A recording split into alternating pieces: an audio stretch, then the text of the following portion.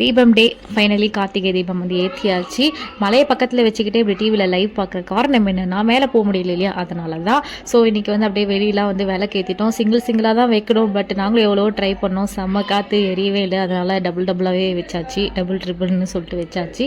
எல்லா வீட்டுக்குள்ளேயும் வந்து அழகாக ஏற்ற ஆரம்பிச்சிட்டாங்க விளக்க.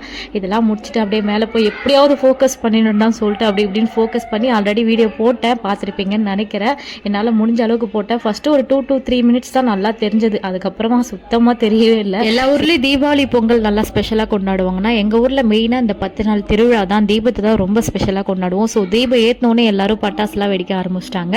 அதெல்லாம் அப்படியே பார்த்துட்டு கீழே வந்து சாமி கும்பிட ஆரம்பிச்சாச்சு. தீபார்த்தனை காமிச்சிட்டு உள்ளே போய் சாமிக்கும் தீபார்த்தனை காமிச்சிட்டு காலையிலேருந்து ஃபுல் டே விரதன்றனால முதல்ல விரதத்தை முடிப்போண்டான்னு சொல்லிட்டு உட்காந்து ஒரு கட்டு கட்டிட்டு மாடவீதி சுத்த கிளம்பியாச்சு. போகிற வழியிலே சாமிலாம் வந்தாங்க. ஸோ அவங்களெல்லாம் அப்படியே பார்த்துட்டு மாடவீதியை ஸ்டார்ட் பண்ணிட்டோம்.